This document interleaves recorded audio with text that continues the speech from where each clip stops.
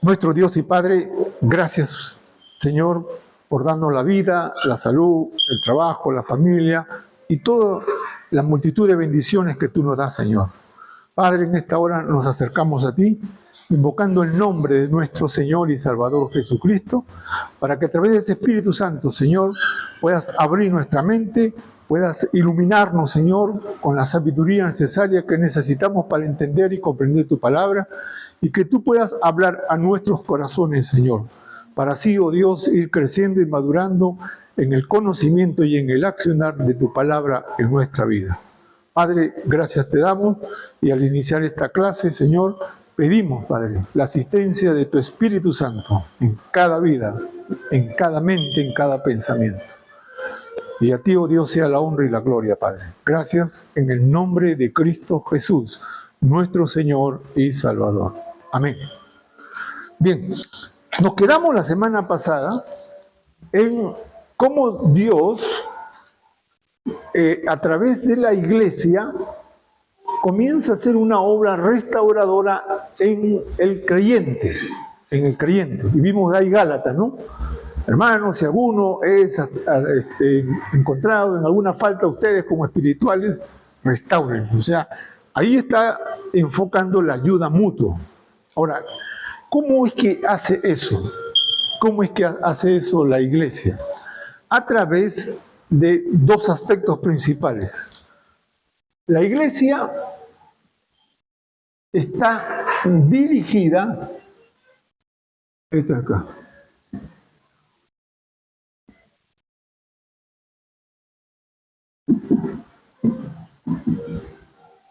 está dirigida por dos aspectos importantes acá. Vamos a ver. Primero es el Espíritu Santo. Es el primer ente que dirige la iglesia. Y el segundo es la Biblia. Es la Biblia. Esas son las dos herramientas principales que la iglesia está siendo dirigida.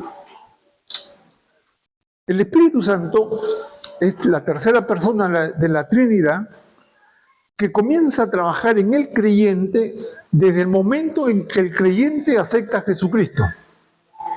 Desde ese momento, el Espíritu Santo entra en su vida y a partir de ahí comienza a hacer los cambios, las transformaciones, yo diría la revolución mental, emocional y de la voluntad.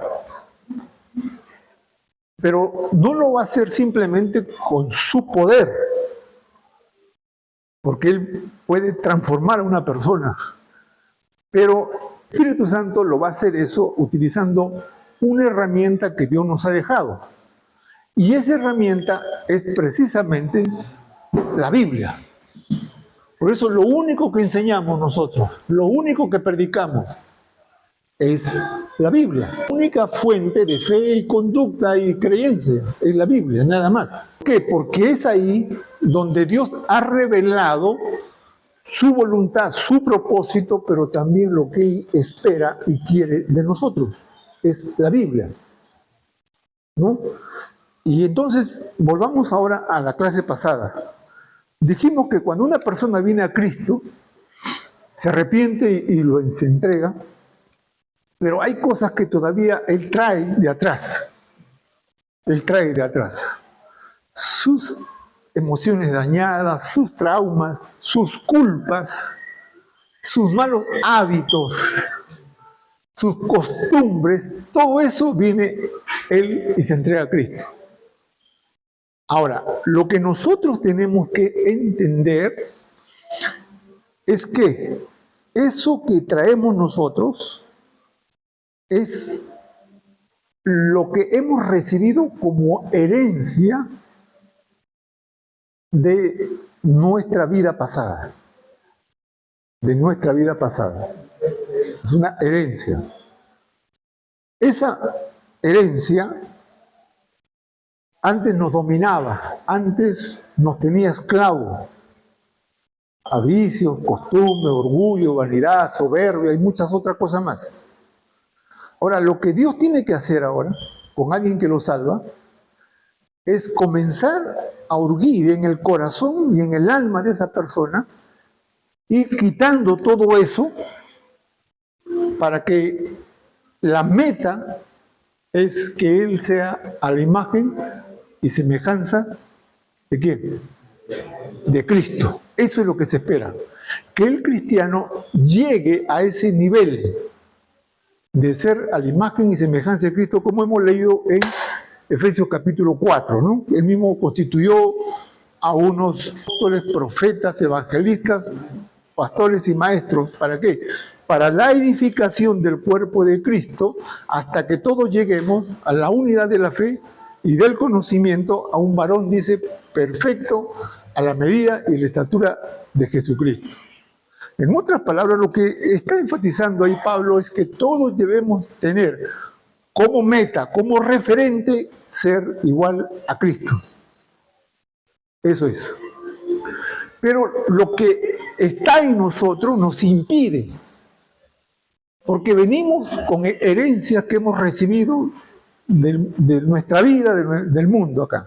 Entonces, cuando venimos a la iglesia tiene necesariamente que comenzar a restaurar, a sanar heridas, a quitar traumas,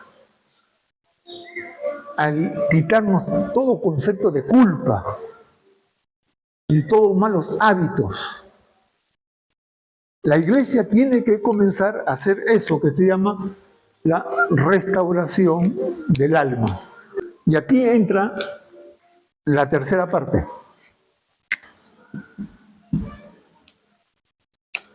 ¿Cuál es la tercera parte? Es Efesios 4. Efesios 4:11. Eso nos va a llevar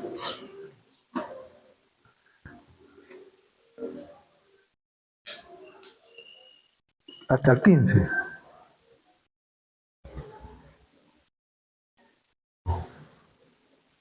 Miren la dinámica de la iglesia, la dinámica. Y cuando estoy hablando de dinámica, estoy hablando del funcionamiento, cómo funciona la iglesia en beneficio del creyente que viene a la iglesia. Cuando el creyente se convierte, inmediatamente recibe el Espíritu Santo.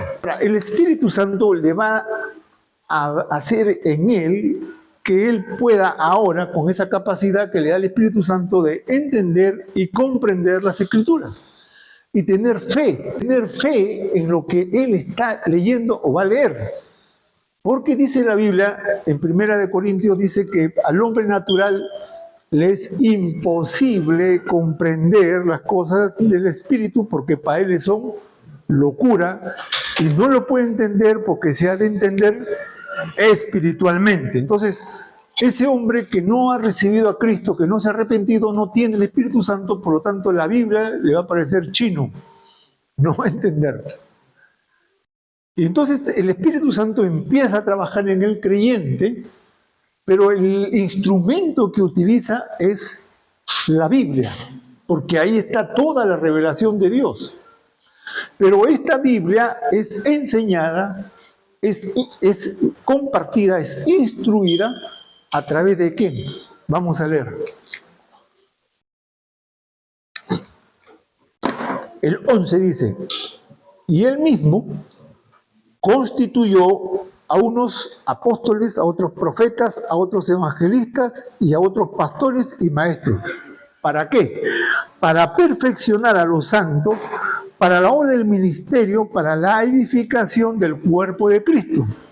¿Cuál es el cuerpo de Cristo, dijimos? La iglesia. O sea, la iglesia va a ser edificada mediante estas personas que el Espíritu Santo ha levantado. ¿Y cuál es la meta? El 13 dice, hasta que todos lleguemos primero a la unidad de la fe y del conocimiento. Del Hijo de Dios a un varón perfecto, a la medida y a la estatura y la plenitud de Cristo. Ahí está. Entonces, la iglesia utiliza, la dinámica de la iglesia es esto. Es esto. ¿Por qué? Porque todos venimos a la iglesia con traumas, con falsos, con complejos, con malos hábitos. Venimos desarmados, malos.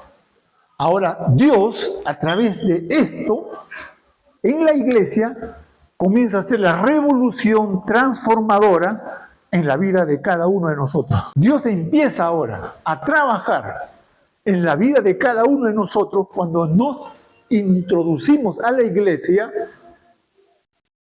la revolución transformadora para hacernos a la estatura y la imagen de Cristo. Esa es la dinámica de la iglesia. ¿Esto qué nos da a pensar? De que nadie viene a Cristo, se convierte y ya es perfecto. No, no es automático esto. Empieza ahí el proceso, empieza ahí la lucha, empieza ahí yo digamos así, el crecimiento y desarrollo a la madurez plena espiritual que se espera de todo aquel que ha puesto su fe en nuestro Señor Jesucristo. Y ese proceso empieza casualmente en las palabras de nuestro Señor Jesucristo. En Lucas 4 ahora, en Lucas capítulo 4, a ver si alguien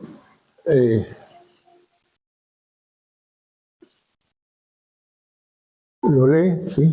En Lucas 4, 17, 20, hasta el 20, ¿ya? Lucas 4, del 17 al 20. A ver si alguien lo lee, por favor.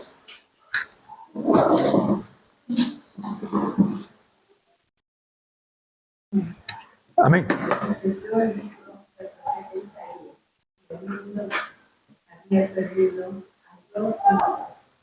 El Espíritu del Señor está sobre mí, cuando me ha ungido para dar buenas nuevas a los pobres. Me ha enviado a sanar a los quebrantados de corazón, a perdonar libertad a los cautivos, vista a los ciegos, y poner en libertad a los oprimidos, a predicar del año agradable del Señor, y enrollando el libro, lo dio al ministro y ojos de todos. El 21 también, hermana. Estaba vivo de que y comenzó a decir: hoy se ha cumplido esta escritura delante de Dios. Amén. Mire, aquí nuestro Señor Jesucristo está iniciando su ministerio. O sea, Él va a comenzar a identificarse ahora quién es Él. Durante 30 años, Él era ignorado. Él era simplemente el hijo de un carpintero que trabajaba en una carpintería allí. De pronto, 30 años, y Él empieza su ministerio. Y cuando Él inicia su ministerio, entonces Él tiene que identificarse quién es Él y para qué está acá. Y entonces Él dice que entra a la sinagoga, se le da un libro y Él justo toma la profecía de Isaías y Él dice: el Espíritu del Señor está sobre mí. O sea, eso significa Cristo. Cristo significa ungido de Dios. Ese es Cristo. Entonces Él está diciendo: yo soy el Cristo. ¿Y cuál es mi propósito aquí? ¿Cuál es mi propósito aquí? ¿Para qué estoy aquí? Y entonces Él va a decir: por cuanto me ha ungido para dar buenas nuevas a los pobres. O sea, en ese momento Israel era la ciudad, digamos, más pobre y paupérrima. Ustedes han visto en las películas nomás, ¿no?, cómo vivían, cómo cocinaban, cómo se vestían. Unas sandalias, todas harapientas, en el polvo, vivían en casas de barro. cocinaban con leña y a veces no tenían ni para comer. Era un país muy pobre porque era esclavizado por los romanos. Y él entonces dice, yo he venido a darle una buena noticia a los pobres. A los pobres. Pero sigue diciendo también él, me ha enviado también ¿a qué? A sanar, ¿a qué? A los quebrantados de... ¿Qué entienden aquí cuando ustedes leen esta palabra quebrantado de corazón? Podría ser, sí. ¿No? ¿Qué más? Quebrantado de corazón. ¿Qué cosa puede quebrantar el corazón? ¿Qué quebranta el corazón? Humillación, claro, es uno de los puntos, sí. ¿Qué otra cosa más quebranta el corazón? El hambre. El hambre te quebranta. El hambre. La culpa. La culpa, el quebranto de corazón es cuando la persona tiene una herida causada por múltiples cosas. Puede ser una traición, una humillación, puede ser un desprecio, puede ser una traición, un dolor de alguien que te causó, puede ser también el dolor de ver que perdiste un ser querido, pero de una forma violenta, un divorcio, ¿no? Una enfermedad. De repente también podría ser la expectativa que ellos tenían como nación De ser libre. de ser libres y no verlo de tantos años siendo esclavos, ¿no? No, pero es que el quebrante de corazón es una herida interior, es una herida interior, más que exterior, ¿no? El que yo sea esclavo, el que yo esté oprimido, es exterior. El quebranto de corazón es algo interno, herida interna que ve y que no lo puedo curar con un antibiótico, que no lo puedo curar con una pastilla. No, eso no. Esa es una herida que no se ve, pero que me agobia, que me tortura y que no me deja vivir. Claro, yo les contaba el caso de esa enfermera que cree que mató a sus padres. Esa culpa, tú la ves a ella, es una mujer que trabaja bien, todo feliz, pero está cargando una culpa a ella que no la deja ser feliz, y cada vez que le mueven o se acuerda de su papá se pone triste y hace ser infeliz. Igual cuando alguien tiene una traición de repente de su esposo, ¿no? O de su esposa y le comentan y dicen, no me hables, y ya le malograron todo el día, ya, ¿no? Es una herida que tiene interior. O mis padres no me dieron el afecto, el amor, y odio a mis padres, ¿por qué hicieron esto conmigo?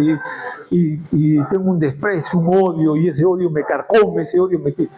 Esos son quebrantos de corazón.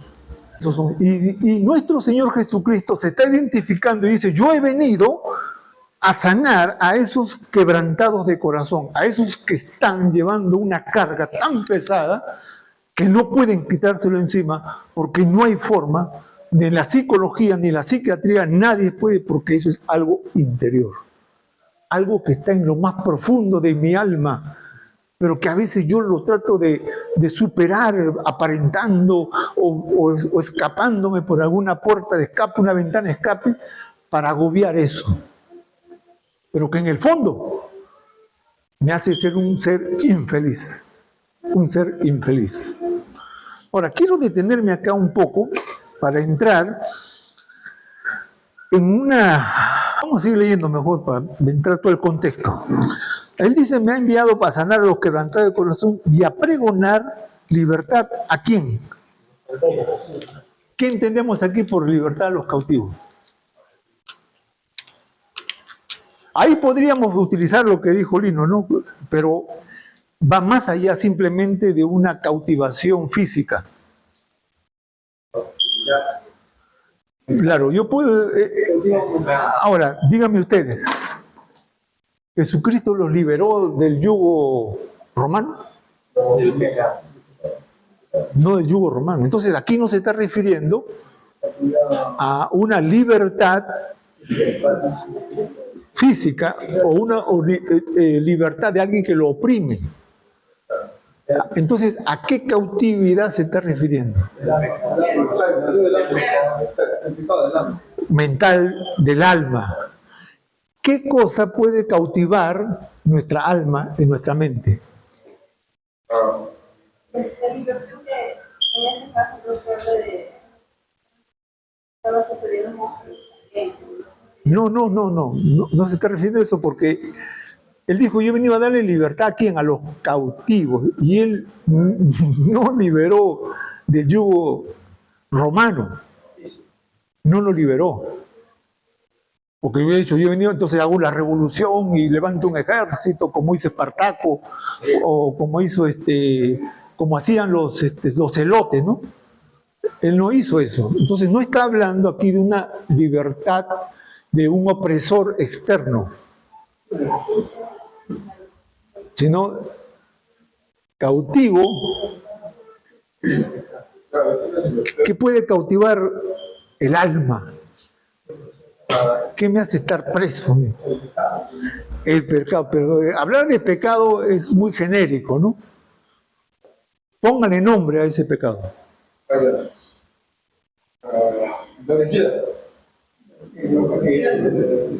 Pero yo creo que eso ya es común. El no creer. La incredulidad. Claro. Perder mi familia. Un rencor, una mentira, una familia, no puede perdón. Se sienta impotente. Claro, una impotencia, pero ¿hacia qué? Hacia no ser libre. ¿Libre de qué? ¿De qué? Físicamente no.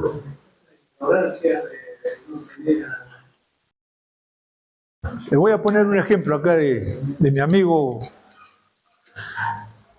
ya que murió. Mire de lo que él era cautivo. Eso. Mire, yo cuando vivía en el Rima, teníamos un grupo de amigos que éramos como 10. Siempre parábamos juntos y siempre nos mechábamos y estábamos en todo ahí con toda la mancha y siempre. De pronto llegó la marihuana al barrio, llegó la marihuana y muchos se prendieron ahí, ¿no? Y este muchacho, como no tenía plata, su mamá parece que sufría de crisis nerviosa, algo así, y ella tomaba una pastilla que se llamaba Valium, que es un antidepresivo. Eso se le dan a las personas que están nerviosas o que entran en un estado de pánico, ¿no? Es una droga eso, en realidad es una droga. Y por eso lo venden con receta médica y todo eso. Y su mamá tomaba eso, y este pata, como no tenía dinero, comenzó, y eso es lo que llamaban en el barrio, lo llamamos pepas, vamos a pepear, decía, ¿no? Y tú has visto que esas mujeres que cuando lo pepean al hombre para robar, ya, esa es una droga. Pero que esa es una droga que los médicos lo prescriben cuando la persona está en una crisis, en una ansiedad, y le dan eso para relajar. Pero en realidad es una droga. Y este pata comenzó a tomarse esa droga, y a su mamá le sacaba. Después había un jarabe que se llamaba Bronquiargan, que también tenía efectos, para quitarte el dolor tenía una droga, y también se tomaba. La cosa es que el hombre se metió tanto que se volvió como loco. Yo me había quitado del barrio, estaba viviendo ya acá, y un día en la playa, en la Costa Verde, ahí lo encuentro al hombre. Pero todo cochino, así, ¿cómo está mi hermano? Pucha, que nos saludamos todos. Oye, pero yo lo veo como así, puta cuñado, que, oye, vamos a comer algo, me dice, estaba con hambre, ¿no? Nos fuimos a comer algo, y ahí le digo, pues, compadre, pero ¿por qué estás así? Y ahí él me dice, me abre su corazón y me dice, propias palabras, literalmente, que me dijo, ¿no? Porque esa era su forma de hablar de él. Me dice, yo le digo, ¿cómo puede estar así? Le digo, hermano, ¿por qué no cambia? Y él me dice así, puta cuñado, no puedo. Así me dijo, puta cuñado, no puedo. He tratado y no puedo. En otras palabras, había caído en las garras de la droga, de ese vicio, que estaba cautivo ahí, no podía dejarlo. Era un preso, un esclavo del vicio de la droga. Puede haber otras cosas que nos esclavizan, puede haber otras cosas que nos esclavizan y te tienen preso, barrotes invisibles que no la ves, pero que estás preso ahí. ¿Pueden haber unas otras cosas? El alcohol. La depresión, pues tiene que ser por algo. La pornografía en los muchachos que no pueden, pero también algunos son presos El odio, el rencor. del odio, que no pueden perdonar. No pueden perdonar, son presas de ese odio. Y cada vez que le mueven eso, ya que se ponen y no pueden sacar eso de su corazón. Y son esclavos y presos con barrotes invisibles, que están presos ahí. Otros son esclavos de sus malos hábitos que han adquirido hace tiempo y como lo han habido practicando tanto tiempo y ya se les hace difícil, así como este muchacho que por cuánto tiempo estaba llevando la droga, hasta que la droga ya lo esclavizó y ya no podía salir. Y después de más o menos de que lo vi como 2 años, me enteré que había muerto y porque un carro lo había atropellado y había muerto el muchacho, ¿no? Nunca pudo dejar, era un esclavo de la droga. Ahora yo me pregunto, ¿y cuántas cosas hay que nos tienen esclavizados? ¿Cuántas cosas hay en las cuales somos esclavos? Y a veces no nos damos cuenta. Por ejemplo, los complejos, el complejo de inferioridad es una atadura que nos esclaviza y que no nos da libertad de expresarnos y de vivir en plenitud, sino que como nos sentimos tan mal, como nos sentimos tan no humildes, sino nos sentimos tan inferiores, que no tenemos el coraje y la valentía para afrontar cosas y salir adelante, porque tenemos ese complejo de inferioridad y somos esclavos de eso.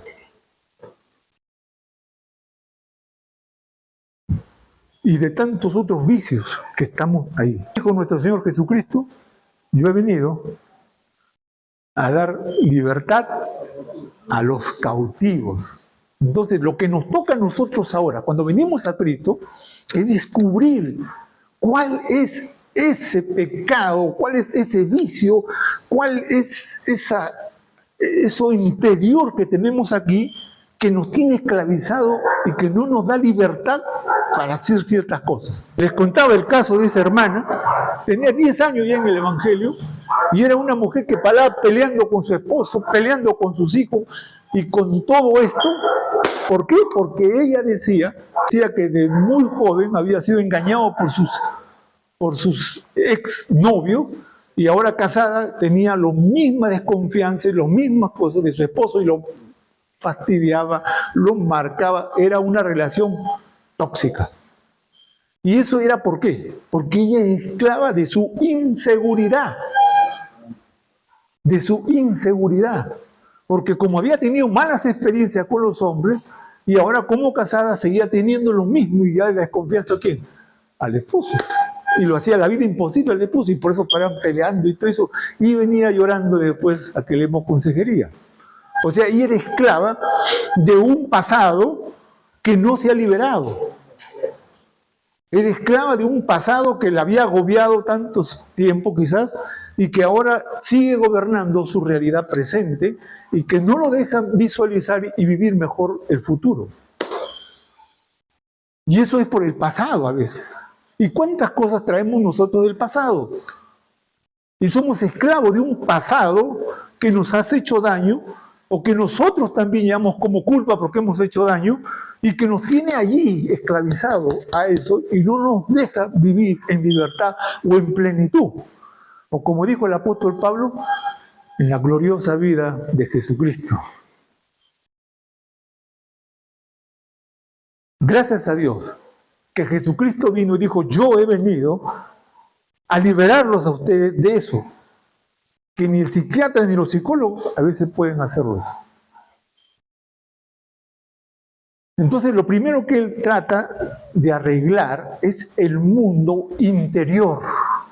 Tu mundo interior, nuestro mundo interior primero, porque somos dañados en el alma, porque somos dañados en nuestro espíritu, porque somos dañados en nuestro interior.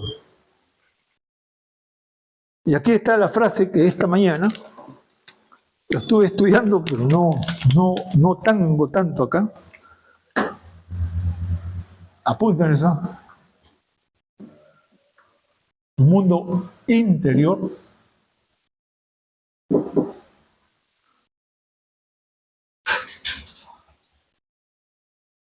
crea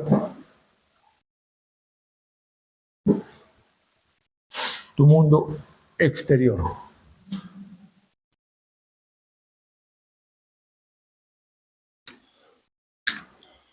Miren bien esta frase, interesante. Tu mundo interior, o sea, lo que está acá adentro, va a salir después a crear nuestro mundo exterior. Entonces, en otras palabras, yo soy lo que acá adentro tengo. Yo soy lo que yo he recibido.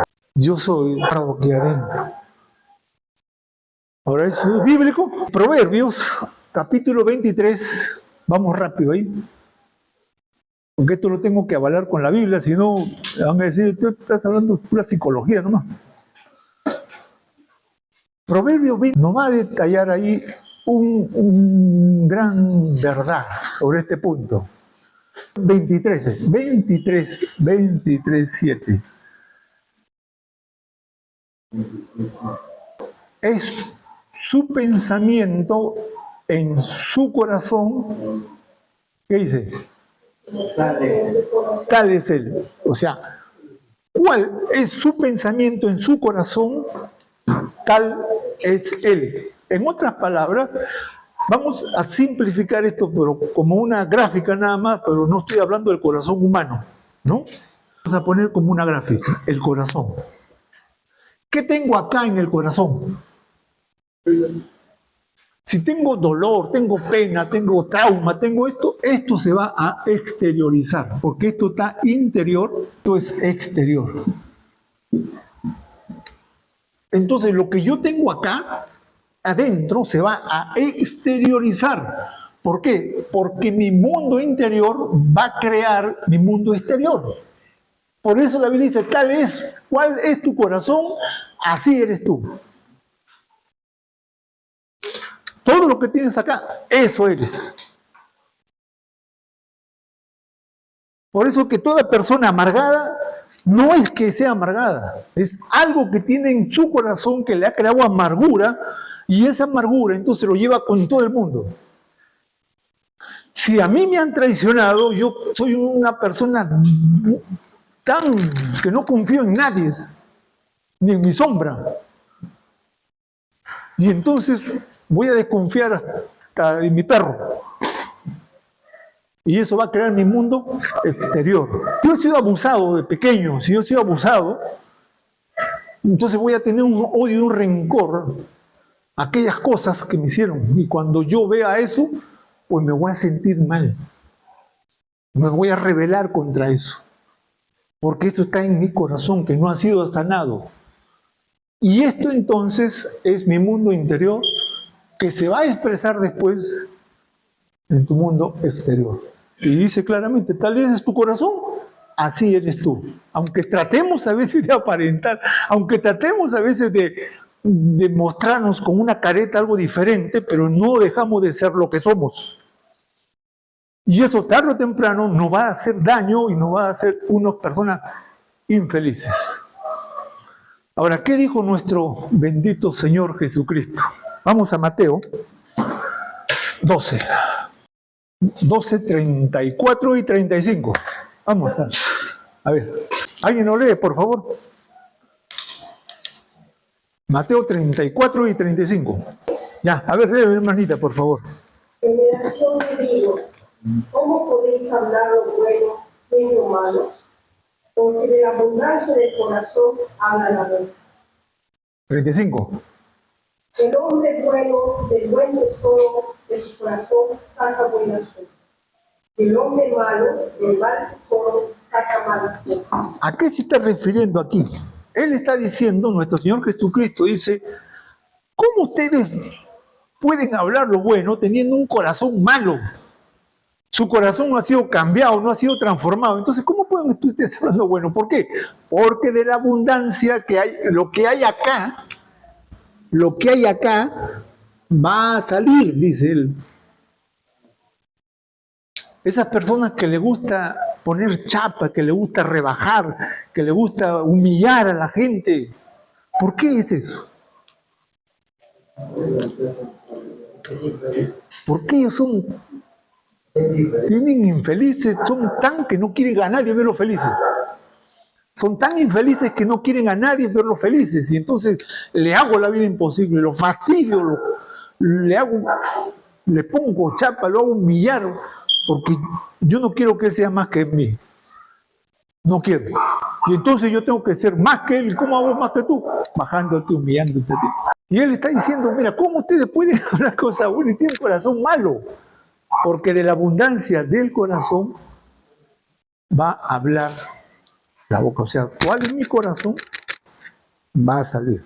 ¿Sí? Y no solo en palabras, también en acciones, en pensamientos. Va a hacer eso. Va a hacer eso. Y por eso que hay personas que no se pueden a veces tratar. Son personas tóxicas. Hay personas que no se puede a veces ni conversar. Vas a comprar a veces y dices, ¿qué cosa quieres? No, vengo a comprar nomás. Ya, ¿qué? Vengo amargado, ¿no? Y cuando ¿no?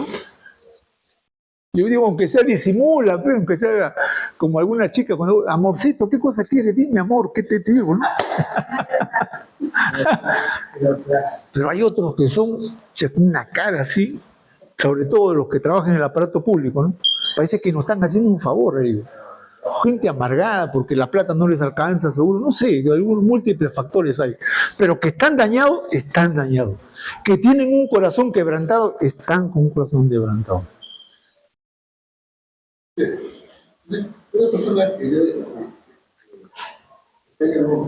está mal, o para mal, es porque tiene un corazón mal. Claro, algo tiene. Porque no es natural eso. No es natural. Ahora, uno puede decir, no, yo soy así porque es mi carácter. No es tu carácter. No es tu carácter. Es una naturaleza humana, porque eso es la naturaleza de la ira. Claro, pero algo... Cristo debe cambiar en tu mente. Sí, pero algo ha hecho que esa naturaleza salga hacia una dirección. Claro, no nos ha sanado. No se nos ha sanado. Entonces, ¿qué debe hacer la iglesia? Entonces, ahí están los tres factores.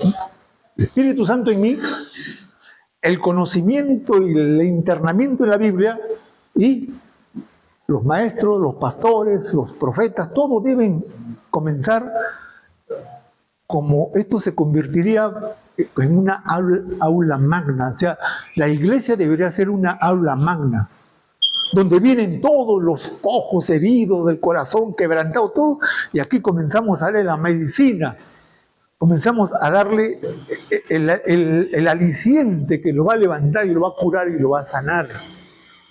Y ese va a ser las promesas y la palabra de Dios. Eso tiene que ser la iglesia.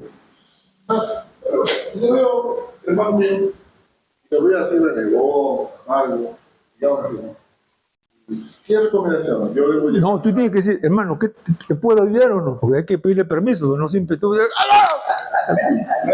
dices, o te dicen, ¿y a ti qué te importa? ¿Qué te importa a ti? Es mi vida, ¿ya? Entonces tengo que decir, hermano, y si en algo te puedo ayudar, dime, ¿no? ¿Por qué estás así? ¿Qué te pasa? Entonces le das confianza y puede abrirse, ¿no? Y decirte, hermano, me está pasando eso, tengo esto. Y entonces buscar la forma de cómo ayudarlo y si puedes llevarlo al pastor o a algún hermano mayor, ¿no? Que le pueda aconsejar y le pueda dar los lineamientos adecuados conforme a la palabra de Dios para que él pueda ser restaurado, que Él pueda ser restaurado. Pero que debemos ayudarnos nosotros, debemos hacerlo, hermano. El problema es que somos a veces tan indolentes frente al dolor del hermano o a la necesidad del hermano que no nos importa. No nos importa, yo vivo mi vida y ya con los hermanos. Ya. Total, cada uno es... Hermano Walter, Sí. pregunta. Un cristiano que tenga esas características que usted menciona, ¿es cristiano, está convertido? Sí, sí es convertido. El problema es que necesita.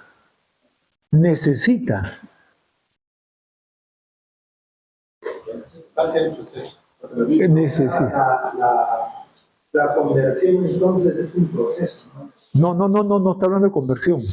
Claro, porque sí. La santificación es el proceso. Es el proceso. A ver, le voy a dar entonces otro pensamiento acá. Ah, ya, sí. Ay, otro pensamiento. Otro pensamiento acá. Ya, esto lo borro, ¿ya? Esto simplemente ha sido como una gráfica. No estoy hablando del corazón interior, sino del asiento del alma, el asiento de las emociones. Vamos a hacer esto ahora. Mire, cuando nosotros estudiamos la Biblia a través de los autores, porque esto me ha pasado a mí también antes, y yo creo que hasta ahora muchos cristianos siguen con esa idea. Y hay que tener cuidado acá. Hay que tener cuidado. Cuando dice que el diablo tentó a nuestro Señor Jesucristo, ¿no? Lo tentó 3 veces ahí. Es que yo puedo decir, es que Jesucristo es Dios, pues. Es Dios. Por eso que Él pudo recibir tentación, pero yo no soy Dios. Ya, ahora, yo veo a Pablo. Después de Jesucristo dicen que Pablo fue el hombre más capacitado y que hizo grandes cosas. Escribió 13 cartas. ¿No? Pablo es después de Jesucristo dicen que es Pablo. Y yo lo veo a Pablo como mi héroe. Pero yo digo, pero ese es Pablo, es Pablo, yo soy Walker, ¿qué puedo hacer yo? ¿No? Estudio la carta de Juan, por ejemplo. Juan, un hombre que da amor, hijitos míos, ¿no? Y yo digo, sí, Juan, él anduvo con Jesús, estuvo con el mejor maestro, ¿no? Pero yo no, Eso sería lo temperamento de la persona. No, estoy hablando ahorita acá de los personajes que nosotros lo vemos como grandes hombres, y en realidad son grandes hombres, ¿no? Pablo, Pedro, Juan, Santiago, ¿no? Jacobo, el mismo Esteban, caramba, que fue el primer mártir, ¿no? Yo ¿cómo quisiera ser como ellos? Pero yo no lo soy. Y entonces yo ya me siento que nunca voy a llegar a ese. Yo me siento que no soy digno de eso. Porque yo vivo en una sociedad pecadora, tengo problemas, tengo complejos, tengo traumas, tengo todo. Claro. Pero hermano, entendamos esto. El cristiano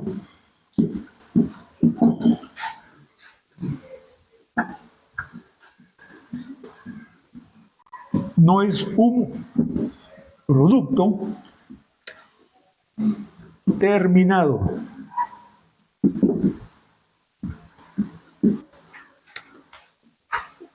El cristiano no es un producto terminado. Por eso yo le decía, yo me convierto y ya soy santo, ya me sale una aureola acá, alitas en la espalda y vivo en las nubes. No, ni nadie lo fue. ¿Cuánto tuvo que luchar Pedro? ¿Con cuántas veces tuvo que Jesucristo llamarle la atención y decir, apártate incluso de mí, Satanás? Porque era un hombre que estaba en formación, a pesar de que estuvo con el mejor maestro que hubo, que es Jesucristo. Después que se convirtió y comenzó a predicar, Pablo dice, tuve que agarrarlo cara a cara porque era, caramba, ¿te acuerdas? En Gálatas cuando lo dice, tuve que resistirle cara a cara porque era indigno. Y el mismo apóstol Pedro. ¿Y qué dice Pablo? Miserable hombre de mí, ¿quién me libertará de este cuerpo de muerte? Porque el bien que quiero hacer no lo hago, y el mal que no quiero hacer, eso lo hago. Ese está él reconociendo su debilidad, reconociendo su flaqueza. Y están en esa lucha. Por eso digo, todo cristiano no es un producto terminado. ¿Qué somos entonces nosotros? Y acá viene lo interesante. Vamos a ponerlo con rojo, ¿no? Sino una persona que está en proceso,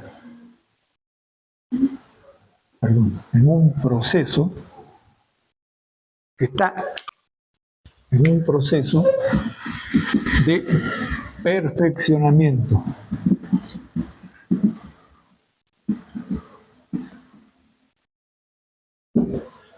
Eso es.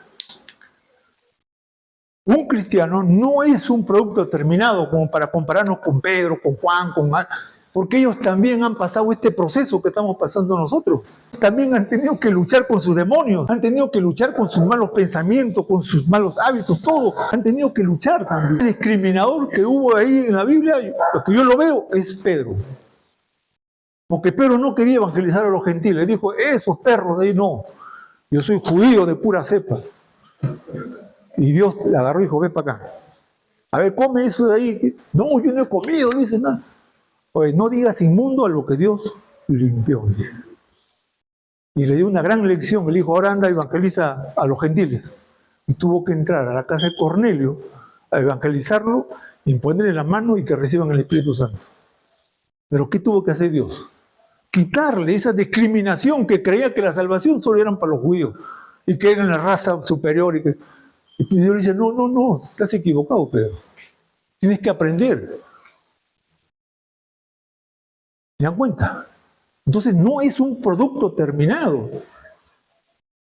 El cristiano es alguien que está en un proceso de perfeccionamiento. Y cada vez que yo vengo a la clase, cada vez que yo voy a la iglesia a escuchar un sermón, cada vez que yo voy a escuchar la palabra de Dios, tiene que ayudarme eso a que esto se cumpla. Porque si no, estoy perdiendo el tiempo, hermano. Yo no voy a la iglesia simplemente para sentirme bien. Yo voy a escuchar la palabra de Dios y que Dios en ese momento me hable a mí y que ese hablar de Dios me impulse a mi perfeccionamiento, que me ayude a cambiar, a transformar, porque eso es la palabra de Dios. No hay otra forma. Miren, en las mismas palabras del apóstol Pablo, por eso es que a mí me gusta Pablo, porque ese no decía yo soy un superhombre, yo soy... No, él mismo no va a revelar su flaqueza. Él mismo no va a decir lo que él es en ese momento que él está escribiendo esta carta. Vamos a Filipenses capítulo 3. Vamos a leer para entender todo esto del 7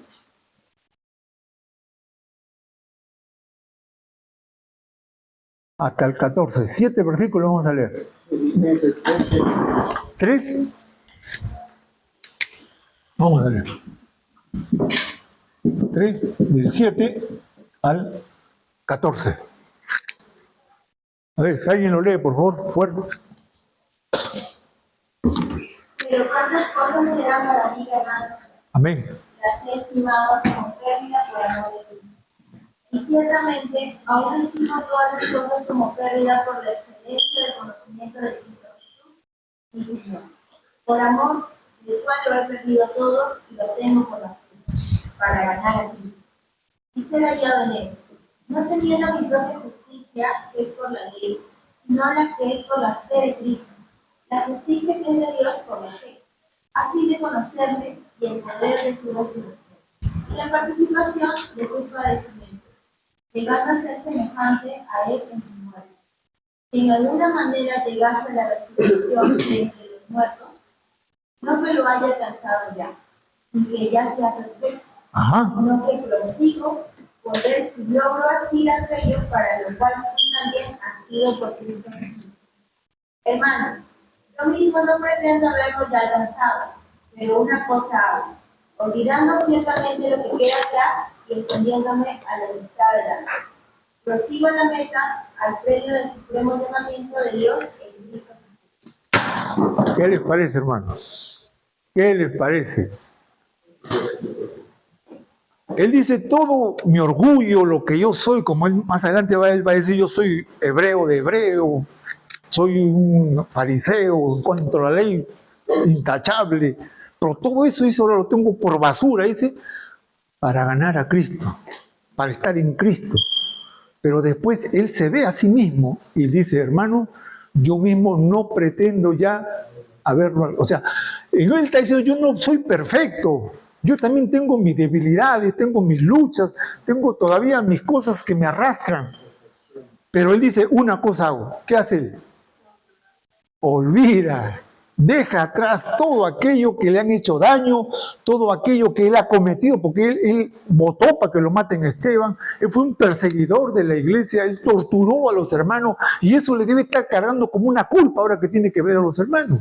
Él tiene que sentirse mal de haber hecho todo eso, incluso hasta taparse la cara, todo el daño que hizo a los hermanos. Sin embargo, él dice, olvidando todas aquellas cosas, prosigo a la meta, al supremo llamamiento en Cristo Jesús. Y eso es lo que tenemos que hacer nosotros, hermanos. Todo nuestro pasado, todas nuestras cosas malas que no han hecho o aquellas cosas malas que también hemos hecho, tiene que ser quedado atrás. Porque en Cristo Jesús, de modo que si alguno está en Cristo, nueva criatura es. Todas las cosas viejas pasaron. Eso tiene que ser una realidad en nuestra vida. Cuando el diablo venga a recordarte las cosas, cuando el diablo venga a decirte, pero ¿cómo tú eres un hipócrita? Después de lo que has hecho, vienes ahora aquí. Cuando el diablo venga así, ¿qué debemos decir nosotros? Apártate de mí, Satanás, porque Cristo pagó todo mi maldad en la cruz por mí y ahora yo soy limpio y sano delante de Dios. Eso es una realidad gloriosa en nuestra vida. Y no dejarnos vencer por nuestro pasado. No importa lo que hemos sido, hermano. No importa lo que hemos hecho. Lo importante es que nos hemos arrepentido, que hemos confesado nuestro pecado y que Dios nos ha limpiado de todo eso. Eso debe ser. Ahora, de todas maneras voy a responder la pregunta, Lino. Sí, porque a veces queda eso en el tapete. Cuando yo enseñé la soteriología, muchos no han venido, pero cuando yo enseñé la soteriología, le dije lo que es la salvación. ¿Qué es la salvación necesariamente para el cristiano? ¿No? ¿Y cómo es que la salvación se efectúa en el cristiano? Bien, eso lo voy a aclarar en este punto. Miren, la salvación, mejor lo escribo, ¿no?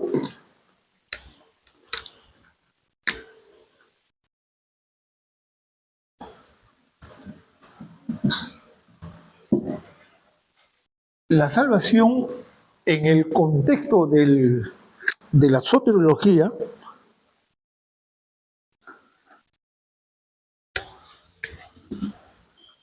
es una obra terminada.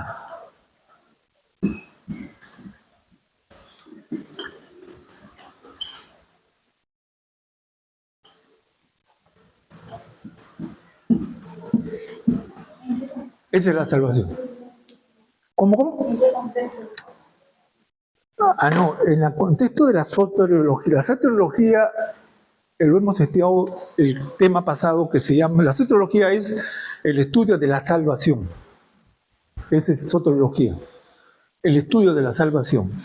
Bien, la salvación es una obra terminada en la cruz de Cristo. O sea, yo no hago nada aquí. No hay nada que yo pueda hacer para salvarme, porque la salvación es por gracia. Y dice Efesios, por gracia soy salvo mediante la fe. Y esto no es de nosotros, sino que es un don de Dios. Yo simplemente lo que yo he hecho es poner mi fe en Cristo. ¿Recuerdan ustedes cuando Cristo estaba en la cruz? ¿Y cuál fue su última palabra? Consumado es. ¿Qué quiere decir consumado es? Ya la obra está terminada, ya cumplí, Señor, el propósito por el cual tú me enviaste a este mundo. Porque ya morí en la cruz. ¿Por quién morí? Por todos los pecadores, por todos nosotros. Ya ahora la cosa está terminada. Entonces todo aquel que pone su fe en Jesucristo, ya la obra de Cristo está terminada en ti y en mí. Esa es la salvación. Es la obra terminada que Jesucristo hizo en la cruz por mí y por ti. Pero ahora viene el proceso de la santificación, que es el perfeccionamiento. Por eso yo digo, el cristiano no es un producto terminado, sino es alguien que está en ese proceso de perfeccionamiento, como Pablo lo dice, ¿no? No es que yo lo haya alcanzado, sino que prosigo la meta, sigo adelante, sigo luchando, sigo esforzándome para llegar a esa meta. Pero la meta aquí no es la salvación. ¿Cuál es la meta? ¿Para qué nos salvó Cristo? ¿Para qué está esto?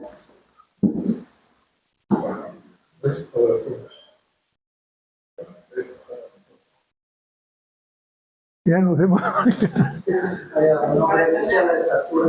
Exactamente. El propósito de Dios después que te salva es que tú llegues a la medida, a la estatura, a la plenitud ¿de quién? De Cristo. Ese es el perfeccionamiento. ¿Por qué? Porque yo todavía sigo mintiendo, sigo todavía teniendo rencor, sigo con traumas, sigo con heridas, sigo con muchas cosas que no las puedo dejar. Y entonces Dios ahora, a través del Espíritu Santo y la Biblia y la Iglesia, comienza a trabajar en el cristiano, comienza a esa revolución interna a sanar mi corazón, mis heridas emocionales, quitándome mis barrotes invisibles que me hace esclavo de un vicio, de un mal hábito, todo eso. Primero es eso, después ya vienen las pruebas. Las pruebas son casualmente para perfeccionarte. Primero es esto. Esta es la salvación. Porque si tú no eres salvo, nunca vas a tener el Espíritu Santo. O sea, tú desde el momento que tú te conviertes a Cristo, en la obra terminada, lo que hace Dios cuando tú te conviertes es automáticamente, dice que te sella, que es las arras del Espíritu Santo. Es lo primero, porque dice la Biblia en Romanos 8, si alguien no tiene el Espíritu de Cristo, el tal no es de él. Por lo tanto, la identificación que tú eres cristiano es que tienes al Espíritu Santo. El Espíritu Santo ahora te va a llevar ¿a dónde? A la Biblia, porque ahí está toda la revelación de Dios. Ahí está el propósito de Dios que tiene para ti. Ahí está la promesa de Dios. Y ahí están las armas que Dios te dice que deben ser. Ahí en la Biblia.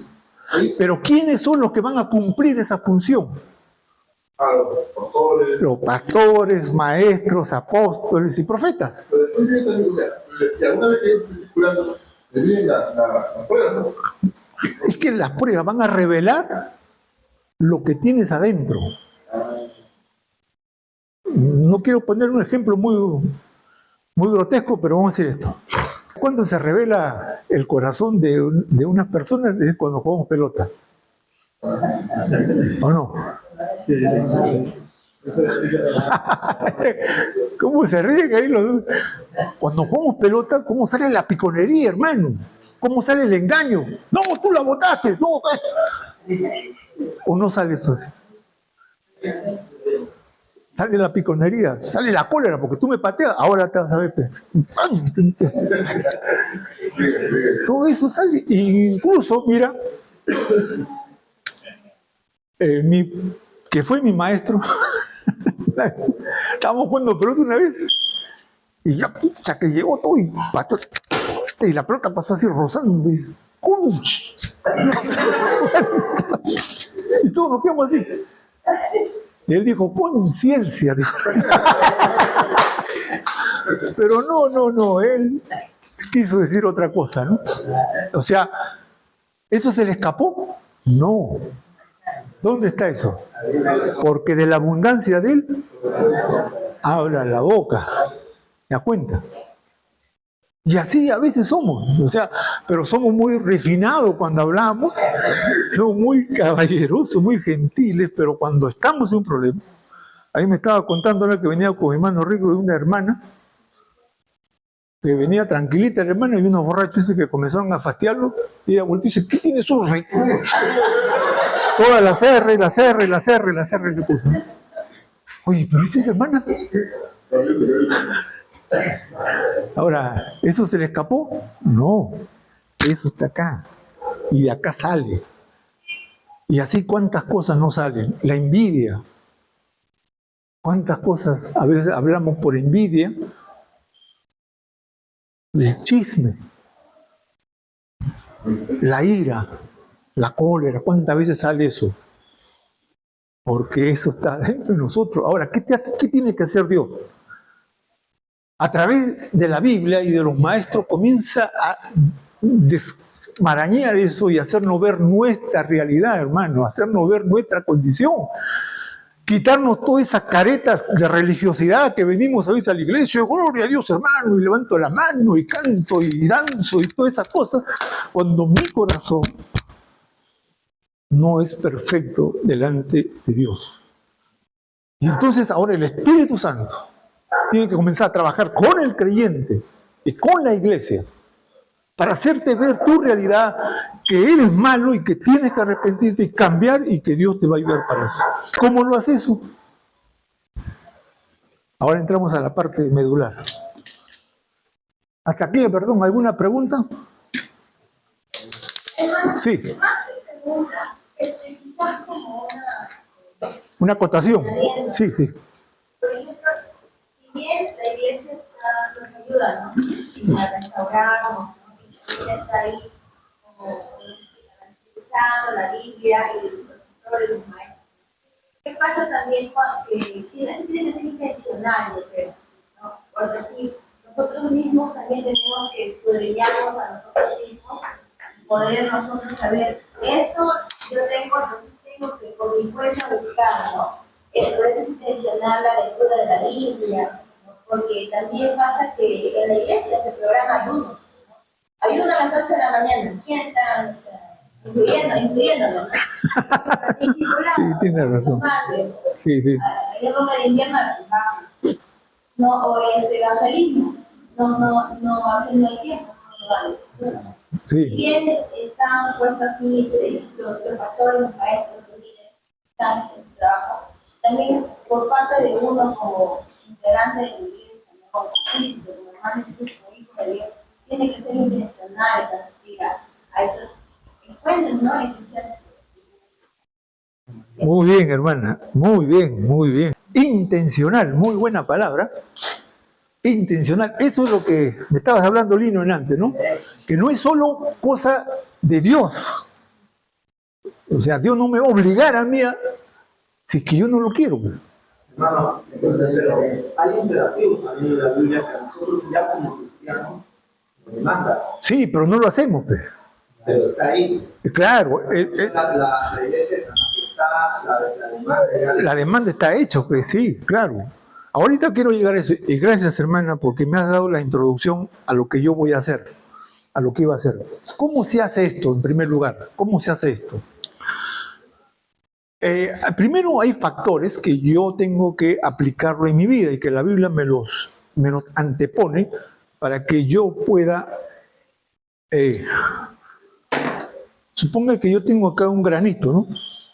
Y me pica, y me rasco, y me hago herida, ¿no? ¿Yo qué tengo que hacer? Que tengo que quitarme mirarme en el espejo y ver qué cosa es esto. Si me ha picado una araña, si me he raspado, si es un bulto. Y tengo que analizar esto. Pero yo lo analizo cuando ya el dolor o la molestia ha aparecido. Pero hay cosas en el corazón, hermano, que a veces están tan escondidas, tan recóndidas, y no la podemos identificar, pero que son cosas tan trascendentes que no nos deja vivir en plenitud y en paz. Y nosotros echamos la culpa a la sociedad, al diablo. Echamos la culpa a ese hermano que sacó. ¿Por qué, Señor, no te lo llevas, Señor? A un vecino o a alguien. Podemos nosotros estar rabiando siempre, molestos siempre, y a veces tú dices, pero ¿por qué yo me siento así? ¿Por qué estoy así? No sé. Es ahí donde la Biblia, el rey David fue esto, ¿no? El rey David. Y él está hablando aquí de sus enemigos, ¿no? Y él mismo se da cuenta que su cólera, su rabia era tanto con los enemigos que le malograba su estado de ánimo, mejor dicho, ¿no? Ustedes no han visto que a veces viene alguien y te malogra el día. Te malogró el día. Mejor no lo hubiera visto. Ya. David era igual. Cuando yo leo ahí, Señor, libre mis enemigos que me acechan, él no está orando ahí, prácticamente orando así como nosotros hacemos, Señor, mira cómo me hacen daño. No, Señor, ¿hasta cuándo vas a permitir esto? ¿Cómo es posible que tú permitas que mis enemigos me sigan? Esa es la forma en que David se está expresando. No está él tranquilo, él está exaltado y le está reclamando al Señor. Hermano, hay partes también incluso en las que él pide La muerte, claro, porque él está de una condición tal, decía, Señor, ¿te lo llevas o yo te lo mando? Decía, pero... sí.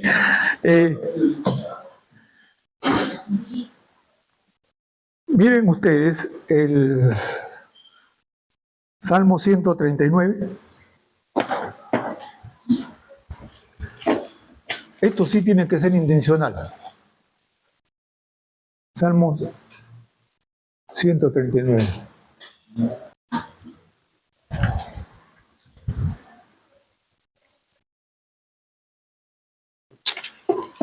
El versículo 23 y 24. Salmo 139, versículos 23 y 24. A ver, alguien lo lee.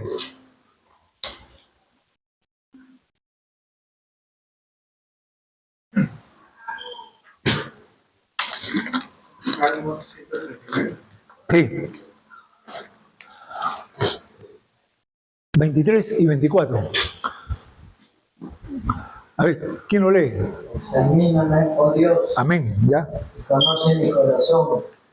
Pruébame y conoce mi pensamiento. Y ve si hay en mi camino de perversidad, guíeme en el camino eterno. ¿Y a qué le está diciendo él a Dios? ¿Qué le está orando él a Dios? Él dice, hay cosas que yo no lo sé, o que yo no lo veo, o que yo no lo siento, pero sé que me está haciendo daño. No sé qué cosa será. De repente un trauma del pasado, de repente una muñeca que no me compraron, de repente un amigo que me pegó y que mi mamá en vez de amarme, y todo eso está ahí acumulado y que nos están creando cosas, y como decimos, son tan inocentes, pero a veces esas cosas que son tan inocentes o que a veces no le tomamos tan en cuenta, son cosas que están afectando nuestra conducta, nuestro comportamiento o nuestra manera de pensar también. Pero que yo no lo veo, o que para mí es algo simplón. Pero a veces son esas pequeñas cositas, como dice la Biblia, esas pequeñas zorras que te malogran todo. Y entonces él ahora está acercándose a Dios y le dice, Señor, examíname, porque yo no me doy cuenta cuál es ese pecado, cuál es ese daño o esa herida que tengo adentro, no sé, examíname tú, oh Dios, y mira si ahí en mi corazón hay camino de perversidad que me está haciendo daño y que no me deja ser feliz. Mírame, examíname, porque yo no lo veo, mis ojos son tan, o mi orgullo es tal, y él dice, examíname, oh Dios, y mira si hay en mi corazón y pruébame, conóceme y ve si en mi camino hay perversidad, y le dice, y Señor, guíame por la senda de justicia. Hermano, todos debemos hacer eso. Cuando veas hay algo que no puedes sacarlo, o por qué hago esto, o por qué siempre esto, o por qué vuelvo a caer en esto, acerquémonos y dicen, Señor, examíname por qué soy así. ¿Por qué no puedo cambiar?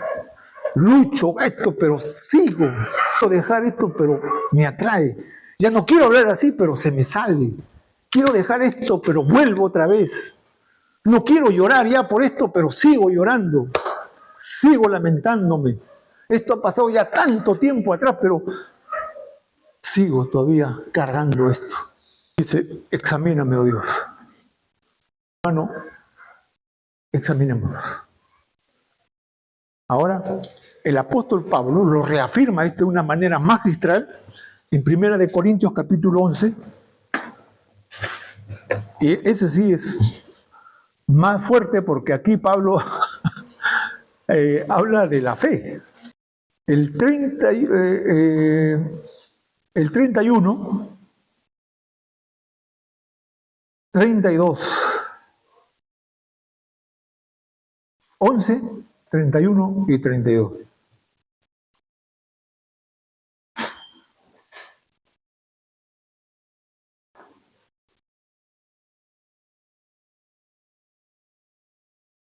A ver, ¿alguien lo lee? Sí, pues, nos examinémonos a nosotros mismos, no seríamos juzgados, mas siendo juzgados, somos castigados por el Señor para que no seamos condenados en el juicio. Esto es, el primero, David dice, no, examíname, Dios. Pero aquí Pablo te está diciendo a ti, si no te examinamos nosotros mismos, si nos hacemos un análisis nosotros mismos, si nos hacemos un examen, como nos sacan un examen para hacer pruebas de sangre, para ver cómo está nuestro colesterol, nuestra glucosa, cómo está nuestro triglicéridos, nos tienen que sacar un examen médico. Él dice, examínate tú, ¿cómo estás? Examinaos a vosotros mismos, porque si nos examinamos a nosotros mismos, entonces no vamos a ser juzgados por Dios. Pero si seguimos persistiendo, entonces vamos a ser juzgados. O sea, Dios te dice, mira bien cómo estás andando. Mira bien cómo te estás conduciendo en tu vida cristiana. Cómo te estás conduciendo en la iglesia. ¿Qué estás haciendo? Y entonces te dice, examínate y mira, porque si no, Dios te va a juzgar.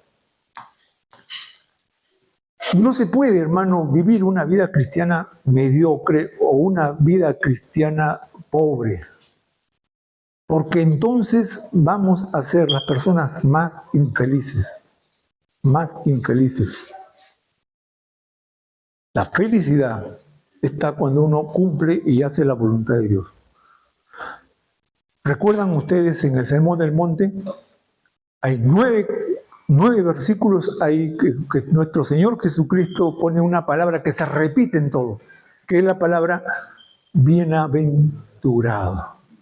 Bienaventurado. ¿Qué significa bienaventurado? Feliz. Pero si desglosamos la semántica, dice bienaventurado. ¿Qué cosa es ventura? Ventura, bien ventura.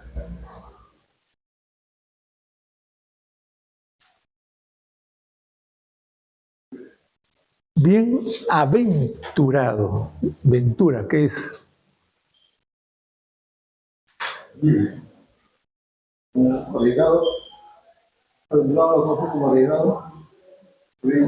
O sea, a veces decimos, oye, este tiene buena ventura. No es aventura, sino es ventura. Algo así como un tiempo así prolongado. Claro, eso significaría vas a tener un buen fin. Tu vida va a tener un buen fin. Bienaventurado, dice, tienes una aventura bien, mejor dicho. O sea, las cosas te va a ir bien. Vas a tener un feliz bien. vas a tener una vejez bien, vas a vivir bien. ¿Por qué? Porque estás cumpliendo la voluntad de Dios. Pues dice, bienaventurado todo aquel que cumple la palabra de Dios. Cuando él hace esa comparación entre el hombre necio y el hombre sabio, ¿no? Dice, el hombre necio construyó aquí y destruyó. En cambio, el hombre sabio construyó sobre la roca y dice, ¿qué dice? Bienaventurado todo aquel que pone por obra la palabra de Dios. Ese es bienaventurado. O sea, voy a tener un buen fin. Voy a vivir bien. Voy a estar bien, bienaventurado. Eso es. El apóstol Pablo, cuando él habla sobre esto, él no pone esa palabra bienaventurado, sino él pone contentamiento. Contentamiento. Que viene del término contento. Contento, ¿no? Contento. ¿Cuándo la persona está contenta? Cuando todo le va bien, pues, ¿no? Cuando todo le va bien, corazón contento. ¿Barriga llena? Corazón contento. Y me gusta la canción de Palito Ortega, dice, tengo el corazón contento, ¿no? Pero él dice, desde aquel momento en que llegaste a mí, dice, hablando a la mujer, ¿no? Pero yo diría, tengo el corazón contento desde el día en que Cristo vino a mi corazón. Tengo el corazón contento desde el día que yo acepté a mi Redentor, a mi Salvador. Ese día mi vida cambió. Pero, usted dice que un cristianismo mediocre prefiere que el Señor no haga lo que dice la Biblia. Claro. Por ejemplo, los frutos. Aparte de los frutos se van a manifestar. Cuando yo digo que no hay la Biblia, es cuando una persona lee en la Biblia que tiene que perdonar y no perdona. Lee la Biblia y sabe que no debe guardar rencor y sigue guardando rencor. Lee la Biblia y sabe que no debe sacar los pies del plato y lo hace. Lee la Biblia y sabe que no debe robar y roba. Sabe que no debe mentir y miente. Sabe, todo eso es ir contra la palabra de Dios y eso no te va a hacer una persona feliz, porque el mal nunca paga bien. ¿Quién haciendo el mal le va bien? Ni a los políticos siquiera, porque están en la presa. Abraham Lincoln dijo, la mejor almohada es tu conciencia tranquila. Es tu conciencia tranquila. Es la mejor almohada. ¿Hasta aquí alguna pregunta? Hermano, cuando usted dice, cuando dice la Biblia, esa parte, examinados, ¿bajo qué estándar uno tiene que examinarse? Mira, uno se examina para saber qué. No, pero o sea, ¿quién te da a ti el molde para que tú te examines? La Biblia. La Biblia. La Biblia. Porque... No. Muchos hacen eso. Por ejemplo, la psicología aplica bastante un estándar, pero un estándar moral y ético, que lógicamente te ayuda en cierta manera. Pero lo que ellos más hacen es que tú saques tu fuerza de voluntad. Ellos lo que hacen es eso, ¿no? Elevarte, decir que tú puedes. No hay necesidad que todavía tú creas en una religión, sino que tú puedes, dentro de ti hay una fuerza, hay un poder. Y que la fuerza te acompañe. Eso te hace, ese es humanismo. Ese es humanismo, en creer que yo puedo regenerarme, en creer que yo puedo santificarme, en creer que la Biblia dice, no puedes, nunca. Porque estamos habituados a hacer... El estándar de nuestro análisis nos lo da Dios. Ahí están sus mandamientos, ahí están sus leyes, sus preceptos. Ahí está. Ahora, yo viendo eso, me analizo. ¿Soy así? ¿Hago así? ¿Obedezco así? ¿O estoy andando mal? ¿O estoy viviendo bajo mi mismo criterio? ¿Qué dice Proverbios? Proverbios dice, no te apoyes en tu propia prudencia, sino teme a Jehová, apártate de mal y guarda sus mandamientos. Ahí está. O sea, el estándar me lo da Dios ya. Y segundo, de acuerdo a ese estándar, yo me analizo, ¿no? Ahora, esto se ve en el análisis clínico. No está la hermana ha venido, pero ¿cómo es el análisis clínico? El análisis clínico te sacan sangre y hay una tabla. En esa tabla dice cuánto de colesterol es normal, cuánto de triglicéridos es normal, cuánto de hemoglobina es normal, cuánto de glucosa es normal. Sacan sangre, lo analizan eso y lo comparan después con esa tabla. Si pasa eso, ya estás mal. Estás alto de colesterol, alto de triglicéridos, alto de hemoglobina, porque según el estándar de aquí, estás sobrepasado. A ver, ¿cuánto es lo máximo que tienes que tener de colesterol? No lo mínimo, lo máximo. El malo, el HDL. El HDL mínimo, está debajo, hermano. Está en 40 y 70 en Brasil, bueno. ¿Y el alto? También de 40. Claro, está mal. No, el otro. El de la grasa en la sangre. No. El colesterol, el máximo, pero que ya está rozando, pero que está dentro de los cánones, es 200. Pasa los 200, ya estás con el colesterol alto. ¿Y qué es eso? Que tienes mucha grasa en la sangre. Igual el triglicérido, y el triglicérido es más peligroso que el colesterol. Porque el triglicérido te puede afectar una venita acá y te da una parálisis ahí. Por eso que los que sufren depresión tienen que estar con cuidado. Tienen que estar tomando sus pastillas. Porque el triglicérido es más traicionero que a veces que el colesterol. Y también es más difícil de bajarlo. Hay un medicamento que se llama atorvastatina, que toman esas personas que tienen eso, y tienen que estar tomándolo siempre. Ahora, peor con aquellos que que sufren depresión, pucha, esos toda su vida tienen que tomar pastillas. Pero ¿cómo se llega a eso? Bajo un análisis. Y te dicen, esto es lo normal y esto ya te pasaste. Dios te dice, esto es lo normal y cómo está tu vida. Esto es lo normal, pero cómo está tu conducta. Esto es lo normal, pero cómo está tu pensamiento. Entonces, esa comparación me hace ver que sí, estoy andando mal, estoy mal, tengo que hacer algo. Entonces ahí voy a Dios y le digo, Señor, como dijo Pedro, que me liman, humillados bajo la poderosa mano de Dios, y Él te levantará. Sí, hermano. Quizás para poder ver en la Biblia hay varios versículos, ¿no? Dicen las obras de la carne y del espíritu. Hay un listado de... Claro, claro. Pero ahí hay listados, hay cosas que no están, pero que tiene que ser corroborado con la última parte. Por eso es que a mí la Biblia si no... Yo luché mucho, hermano, para creer en la Biblia. Estoy sincero, antes que yo me convierta, luché mucho para creer en la Biblia. Pero hay cosas en la Biblia que no deja escapar ningún detalle sobre aquellas cosas que no están escritas. Por ejemplo, ahí dice, ¿dónde dice ahí que fumar es malo? Hora de la carne, fumar no dice. Entonces, ¿puedo fumar? ¿Dónde dice ahí que tomarse una cervecita, hermano, es malo? Cuando es rico, heladita, en verano todavía es malo. ¿Sabes lo que dice al final de la carne? No se aún para el Final. pero los que son de Cristo han crucificado la carne. No.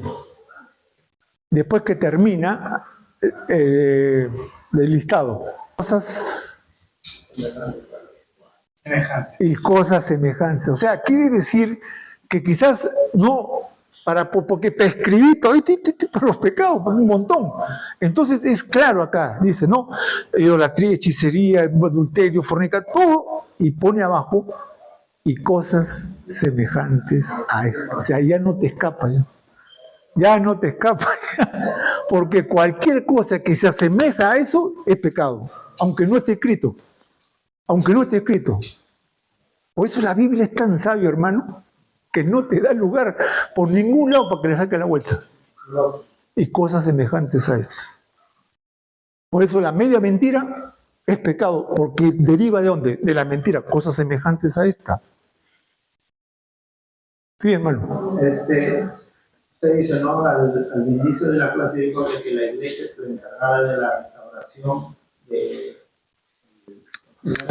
Sí, pues. aplicar esos métodos. Fuera de esos métodos y aplicar a otras estrategias extra ya, aparte de esto. ¿Qué método podría ser? A ver, dime, ¿lo podemos poner acá? No, lo que hoy en día se ve casi a nivel general, de crecimiento del número, ¿no? Pero lo sabían, ¿no? Están los métodos psicológicos. Con esas cosas la iglesia va a poder crecer. Mira, los métodos pueden variar, cambiar, pero lo que no se puede cambiar es la esencia. Lo que no han venido al comienzo, ¿no? Yo cambié esta palabra. ¿Cómo se llamaba antes? La iglesia como centro terapéutico. Ahí está el problema, porque hay algunos que creen que yo estoy enseñando psicología. Sí. Creen que yo estoy usando psicología por el término, pero la palabra terapéutico no es psicológico.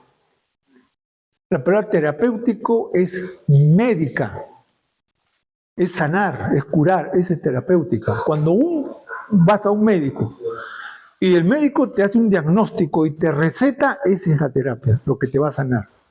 Ese se llama terapia. Y los médicos saben muy bien. Por ejemplo, si te doblaste tu brazo y tienes que recuperarse, ¿qué te dicen? ¿Anda a dónde? ¿Al psicólogo? Terapia física. Y eso nada tiene que ver con la psicología. Nada tiene. Hay un muchacho que no puede hablar, que se traba todo. ¿Dónde va? Terapia del lenguaje, que nada tiene que ver con la psicología. Pero algunos lo relacionan eso con la psicología y creen que yo estoy diciendo psicología. Yo estoy diciendo psicología. Sí, estoy tomando quizás, no tomando, sino que en algunas cosas que yo trato de explicar, la psicología lo utiliza. Pero ¿qué es más antiguo, la psicología o la Biblia? ¿Y dónde estoy sacándolo yo eso? Pero por la terminología, todo esto, hermano, es el principio que debe regir nuestra vida en cuanto a que no somos un producto terminado, sino es un proceso. Y mismo Pablo dice, no, yo no lo he alcanzado, pero prosigo. Ahora, lo que quiero terminar es con esto, de que toda conducta es aprendida. O sea, toda conducta, hermano, es aprendida. ¿Por qué? Porque ya le dije la semana pasada, nosotros cuando venimos al mundo venimos en blanco, una página en blanco, donde nuestros padres comienzan a darnos las primeras enseñanzas, los primeros pasos. De ahí vienen los amigos, de ahí vienen las personas significantes, como le dicen, ¿no? Y de ahí viene después el colegio y después la sociedad. Todo eso nos va formando nuestra conducta, nuestro comportamiento. Pero aquí hay algo que tenemos que tomar en cuenta. Como toda conducta es aprendida, o sea, no es algo con la cual yo he nacido, sino es algo que yo he recibido y lo he aquilatado y eso se llama cosmovisión. Entonces, como toda conducta es aprendida, entonces se puede desaprender.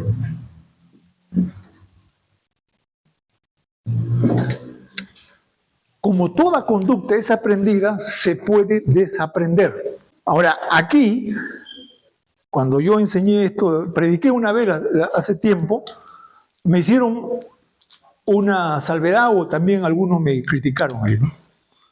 Que parecería que yo estoy hablando, ellos decían, de una fuerza de voluntad. Porque si yo aprendí algo, ahora lo voy a desaprender yo. Entonces con ellos tuve que hablar aparte, ¿no? Y explicarles por qué era mi posición esa. ¿Qué es lo que espera Dios de nosotros? ¿Que seamos niños toda la vida? No.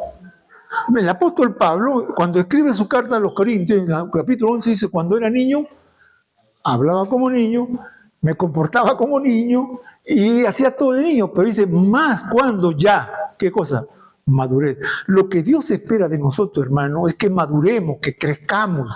Para eso yo les enseño, para eso está la Biblia, para eso está la iglesia, para ayudarlos a madurar, a crecer, a desarrollarse espiritualmente. No pueden toda la vida quedarse niños. No pueden toda la vida estar pensando, ¿será bueno, será malo? ¿Hago esto, no hago esto? No, porque hay cosas que son automáticas ya. Hay cosas que son automáticas y tengo que hacerlo. Ya no necesito estar... Señor, por ejemplo, si voy a comprar algo robado, no está bien barato algo robado. Entonces yo voy a orar, Señor, ¿puedo comprar esas cosas robadas? No, ni necesito orar. Simplemente no, porque estaría siendo cómplice de eso. Entonces hay cosas que ya no necesitas orar. Simplemente decir no y se acabó el problema. Ya es maduro. Claro, mira, suponte, ¿no? Yo soy soltero y hay unas chicas que me gustan, hermano, y a veces me dan sajiro y a veces yo ya que digo, ¿cómo no te conviertes? Le digo, ¿eh? Pero a veces mi carne me jala, entonces, y a veces yo he tratado he congeniado en muchas cosas, hasta a veces hemos salido, pero yo me he aguantado. Entonces, ahora dígame eso. Yo voy a orar, Señor, ¿puedo casarme con esta chica que no es cristiana? Por favor, Señor, haz una salvedad, ¿no? Mire que me gusta, que está bien, que yo compatibilizo bien con ella, Señor, por favor. ¿Puedo hacer eso? Es categórico la Biblia, dice, no unáis a yugo desigual, por lo tanto ya no necesito ni orar, no necesito ni pedirle al Espíritu Santo que me una revelación. No, dice la Biblia así, punto, se acabó. Esa es madurez. Esa es madurez. Ya no necesito ir, ay, ¿qué será? Si haré esto, no. Ya es que no y no. ¿Por qué? Porque la persona madura es eso. Un niño está ahí. Un niño dice, no haga, y lo va a hacer. Pero la persona madura ya creció, ya desarrolló y sabe que eso está mal y no lo voy a hacer. Sabe que eso no conviene y no lo voy a hacer.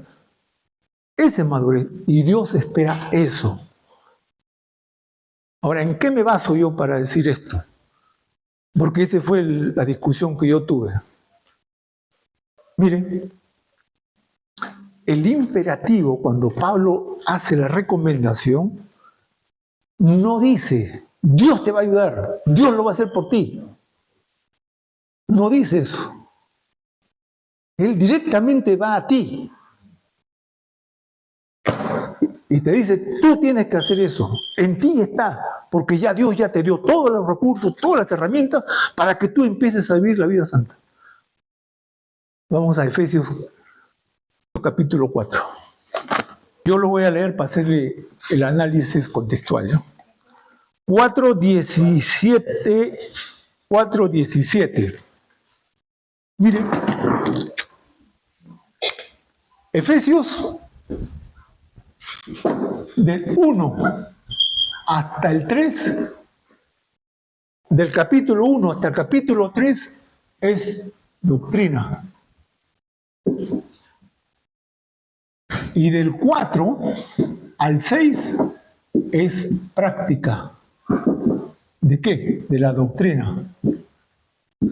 O sea, aquí te he hablado toda la parte teórica, todo lo que es teoría, que eres nacido nuevo, que el Espíritu Santo entre ti, que tú eres luminaria, que eres amado por Dios, todo te está acá hablando. Pero aquí, del capítulo 4 hacia adelante, entra a que eso que tú ahora sabes, a que eso que tú has aprendido, ahora tienes que comenzar a practicarlo. Y mire cómo empieza Pablo diciendo así, acá. Versículo 17. ¿Cómo se llama el título? La nueva vida en Cristo. Dice, esto pues digo y requiero en el Señor, que ya no andéis como los otros gentiles que andan ¿en qué? En la vanidad de su mente, teniendo el entendimiento entenebrecido, ajenos a la vida de Dios, por la ignorancia que hay en ellos, por la dureza de su corazón, los cuales después que perdieron toda sensibilidad, se entregaron a la lascivia para cometer con avidez toda clase de impureza, mas vosotros no habéis aprendido así de Cristo. Si en verdad habéis oído y habéis sido enseñados conforme a la verdad que está en Jesús, en cuanto a la pasada manera de vivir, despojaos del viejo hombre que está viciado conforme a los deseos engañosos y renovaos en el espíritu de vuestra mente y vestidos del nuevo hombre, creado según Dios, en justicia, en santidad y en la verdad. Por lo cual, desechando la mentira, hablar verdad cada uno con su prójimo, porque somos miembros unos de los otros. Airaos, pero no pequéis, no se ponga el sol sobre nuestro mojo, ni deis lugar al diablo. El que hurta, no hurte más, ni trabaje, sino que trabaje con sus manos lo que es bueno para que pueda compartir con los que padecen necesidad. Ninguna palabra corrompida salga de vuestra boca, sino la que sea buena y necesaria para la edificación y dar gracias a los oyentes.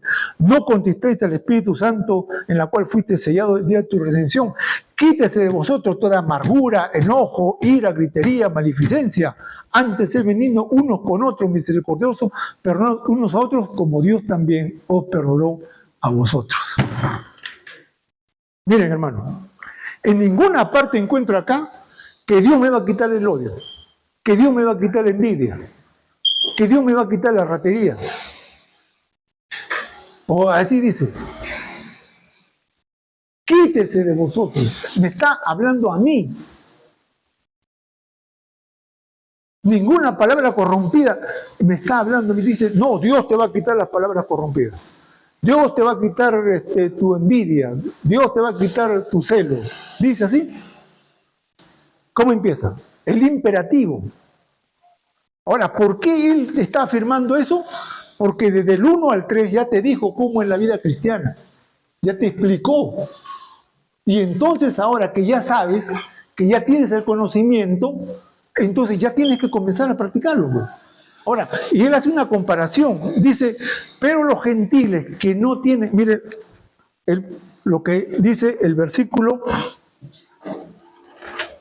el 17 dice, esto requiero en el Señor que ya no andéis como los otros gentiles que andan ¿en qué?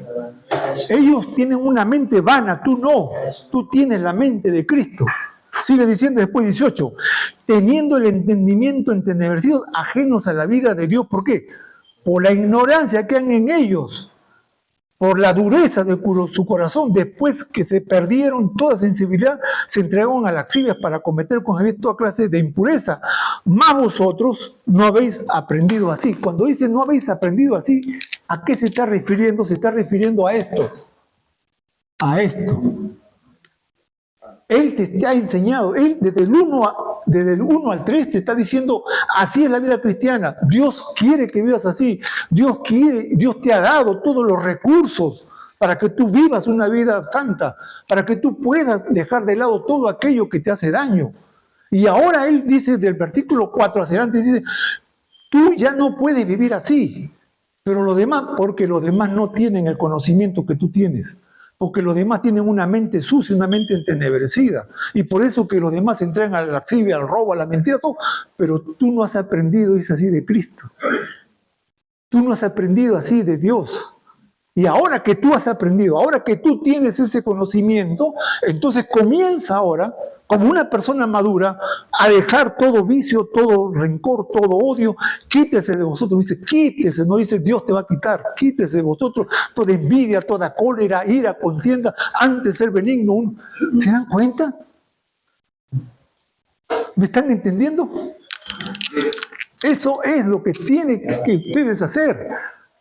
Ya tengo el conocimiento de Dios. ¿Para qué están viniendo ustedes acá? Para aprender. Ahora, saliendo de acá, ¿qué deben hacer? Practicarlo. Eso tienen que hacerlo cada domingo que van a la iglesia y escuchan un sermón. Amén, hermano, digo eso. Y saliendo de la iglesia, ¿qué debo hacer? Pero no lo hacemos, hermano. Yo prediqué un domingo y el día martes pregunté a una de mis alumnos, dije, ¿qué prediqué el domingo? Creo que habló de Efesios, me dice. ¿Así somos o no somos?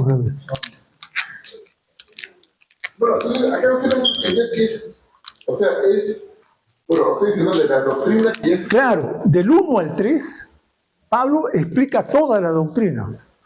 Todo, cómo Dios ha obrado en ti, cómo Dios te ha salvado. En el capítulo 1, él dice, vosotros habiendo oído la palabra de salvación, dice que fuiste sellado con el Espíritu Santo de la promesa. Y más abajo dice que la salvación fue por gracia sois salvos mediante la fe. Dice, ¿no? Después te habla del amor, de cómo Dios te ama y cómo Dios espera de ti ahora y cómo Dios nos ha dado las arras para vivir una vida. Entonces, después que te da todo ese conocimiento, te dice, ahora, practícalo. ¿Cómo lo va a practicar? Despójate de ese viejo hombre. Y puedes hacerlo porque ya Dios te ha dado los recursos. Pero si no puedo, entonces voy... Ahora, claro. Ahora, si no puedes, aquí viene una que yo lucho con eso, hermano. Muchas veces nosotros confundimos imposible con difícil. Dejar el pecado que por tanto tiempo hemos practicado es imposible. Es difícil, pero difícil no es igual que imposible. No es igual, hermanos. Es difícil, sí, voy a luchar, entonces no digas no puedo. Di, me es difícil, pero ahí sigo, porque algún día eso va a caer. Porque al que cree, todo le es posible. Eso es, ahí aplico eso. Ahí aplico. Pero no me digan que es imposible. No, es difícil, sí, porque algo que toda mi vida he venido haciéndolo, toda la vida he venido practicándolo, ha hecho surcos mentales. Y aquí quizás tenga que hablar algo en neurociencia, pero ya se me va el tiempo. O podemos esperar 5 minutos. Mire, la neurociencia explica nuestro cerebro.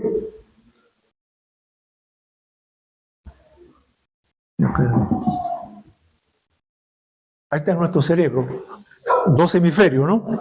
El hemisferio izquierdo y el hemisferio frontal. Pero aquí está el hemisferio frontal.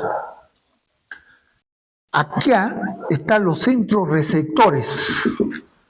Cuando tú lees y analizas, estás utilizando el hemisferio frontal. Cuando tú criticas algo, cuando tú ves algo, cuando tú quieres saber algo, comienzas a hacer con los... se llama lóbulo frontal acá. Pero el lóbulo frontal, de una vez que ya lo analizas y dices está bien, entonces comienza este lóbulo frontal a aplicarlo, a hacerlo, porque ya tomaste una decisión. Y eso, al hacerlo constantemente, va a ser lo que en neurociencia se llama carreteras neuronales. ¿Qué son las carreteras neuronales? Las carreteras neuronales es cuando algo ya se te mecaniza, cuando algo ya lo haces en automático. Le voy a poner ejemplo. Yo manejo un carro desde los 17 años. Cuando yo recién aprendí a manejar, estaba así, yendo para acá, para allá, y frenando, y todo esto así. Cuando ya eso se me hace práctica, ahora voy manejando con una mano y conversando y mirando para acá, a veces veo a las chicas también, y ya no me preocupo, ya no tengo eso. ¿Por qué? Porque mi mente ya se mecanizó. ¿Cómo se ha mecanizado? A través de la práctica. Y entonces ya en mi mente se me han hecho carreteras neuronales. Y así, cuando yo me levanto, voy automáticamente al caño, agarro mi cepillo y no estoy pensando si Simplemente lo hago porque ya eso está mecanizado. ¿Cuántas cosas hacemos así en forma mecánica? ¿Cuántas cosas? ¿Piensas acaso? No, simplemente lo haces porque ya lo has hecho un hábito. Ya se te habitó. Y entonces para ti hacerlo es algo normal, es algo tan sencillo, es algo ya que para otros quizás que recién empiezan, no. Pero para ti ya es algo. Ahora, eso por cosas buenas y cosas malas. ¿Cuántos pecados hemos venido practicando desde que nacimos, lo ves? Desde cuando le engañamos a nuestra mamá para salir de la calle.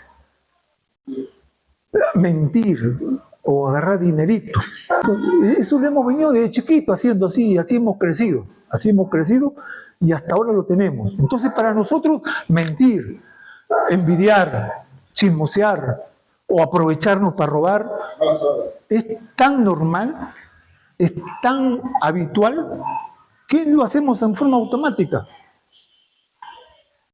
Cuando yo voy, por ejemplo, a comprar repuestos, le digo, ¿cuánto vale? Ya, eso vale 250. Ya me la factura. Y dice, ¿quiere que le agregue algo más? Es habitual que todos los que van a comprar siempre dicen, bueno, aumentan un poquito más el precio. Normal eso. No, jefe, ¿cómo que yo? Porque estamos habituados siempre a hacer el mal. Y esas carreteras neuronales que se han hecho aquí nos manejan. Ahí están nuestros hábitos, nuestras costumbres. Ahí están todo aquello que está gobernando nuestro mundo. Ahí. Claro, hay también cosas buenas. Pero más hay que cosas malas. Ahora, ¿qué espera Dios de esto? Que esas carreteras neuronales sean reemplazadas con otras carreteras disciplinarias y habituado a hacer el bien. Por eso él dice, ¿cómo podéis hacer el bien si están habituados a hacer el mal? ¿Cómo? Dice él. Y entonces, ¿cómo va a ser eso? Cuando yo comienzo a cambiar mis carreteras neuronales. ¿Y cómo se hace esto? ¿Qué hace el maestro? La práctica. Entonces tengo que hacer las cosas buenas, practicarlas. Por eso que me gusta a mí el curso Sígueme, porque habla de las 4.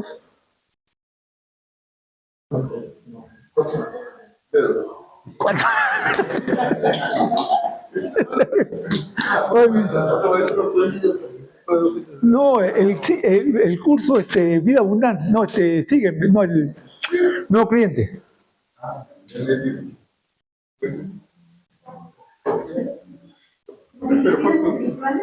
¿Cómo? Claro, ahí está necesario, hermana. 4 disciplinas espirituales. ¿Cuáles son las 4 disciplinas espirituales? Disciplina, oración, lectura, congregar, servir, oración, lectura, congregar y servir. Esas 4 disciplinas espirituales. Y cuando hablo de disciplina, hablo de algo constante, que estoy disciplinado a hacer esto. Y cuando yo comienzo eso, a disciplinarme, entonces estas carreteras neuronales van a ir afirmándose en la oración. Y entonces yo cada vez que quiero orar no tengo que decir, ay, tengo que orar hoy día. No, si ya estoy habituado, dice, uy, ya tengo que orar, y ya me pongo ahí. Si ya estoy habituado a leer la Biblia, dice, ya que tengo que leer la Biblia, ya, y no estoy, ya tengo que leer la Biblia, tengo que orar, tengo que ir a la iglesia, tengo que ir al ayuno. Es porque mi carretera neuronal no está afirmada todavía. Pero si yo comienzo a practicar día tras día, entonces las carreteras neuronales comienzan a afirmarse. Y entonces ya eso lo voy a hacer como una práctica constante. Y esa práctica, esa es lo que Pablo dice. Si alguien me ofende a mí, yo ya no necesito decirle que pida perdón. Yo automáticamente lo perdono. Ya no necesito orar, Señor, le perdono o no le perdono. Te perdono, hermano, porque la Biblia dice, perdonen unos a otros. Ya no necesito pensar o orar para decirle, Señor, esta chica. No, simplemente la Biblia dice, no, ya tengo mi carretera neuronal. Ya no tengo que estar luchando para leer la Biblia, ya no tengo que estar luchando para orar, ya no tengo que estar luchando para ir a la iglesia, porque ya eso se ha hecho un hábito, y ese hábito es lo que ahora me gobierna. Y entonces yo me alegré con los que me decían, a la casa. Él no está diciendo, pucha, que tengo que ir a la iglesia. Y hoy día juega a Perú, hoy día juega a Alianza. No, simplemente, o como dijiste antes, el frío baja. Hace frío, no, está lloviendo.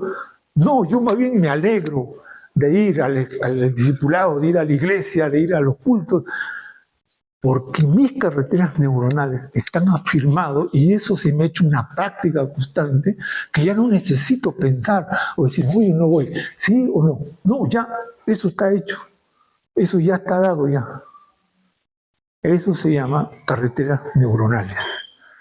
Y por eso, ¿qué le dijo Dios a Josué?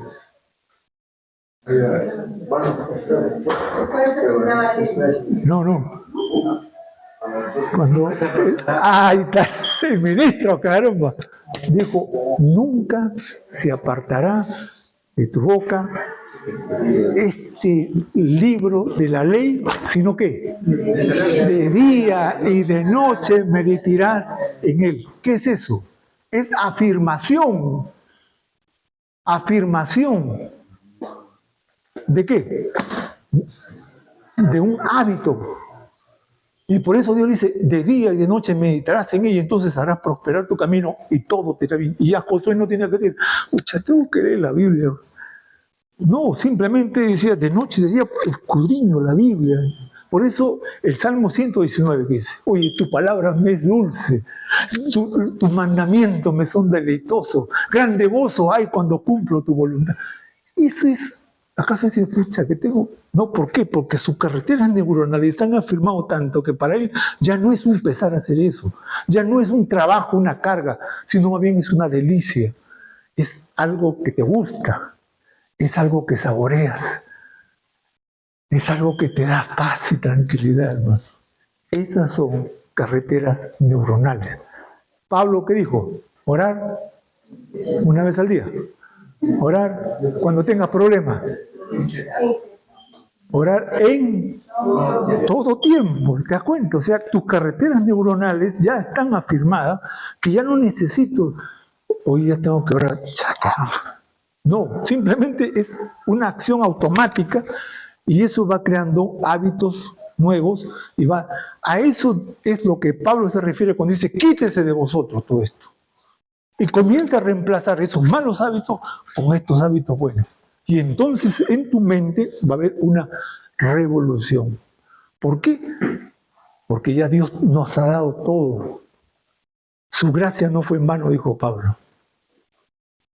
Y en Colosenses, ya no lo voy a leer porque es muy, pero también lo mismo es.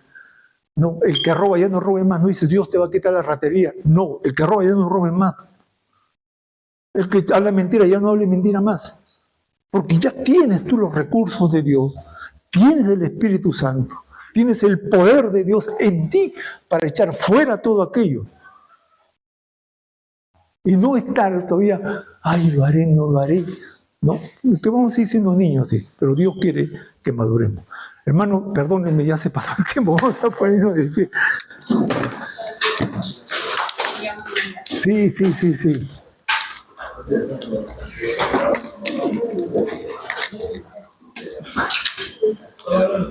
Ya la próxima semana hablamos de los dones espirituales dentro de la iglesia y acabamos la clase. Vamos a orar. Vamos a poner pie y dar gracias a Dios. Padre, en el nombre de nuestro Señor y Salvador Jesucristo, hemos ponderado tu palabra, Señor, y gracias, Padre, porque nos has abierto el pensamiento a tu palabra, Señor, para ir reflexionando en aquellas grandes cosas que para nosotros era desconocida, Señor, y a veces se convierte en un misterio. Pero gracias, Señor, porque tú nos has hablado Y queremos ahora, Señor, ya con este conocimiento, comenzar a vivir de una manera diferente y mejor, Señor. Gracias, Padre. Señor, lleva con bien a mis hermanos, guárdalo de todo mal, que el maligno no los toque y prospéralos y ayúdalos, Señor, en todo su caminar cristiano. En el nombre de Jesucristo te damos las gracias, Señor. Amén.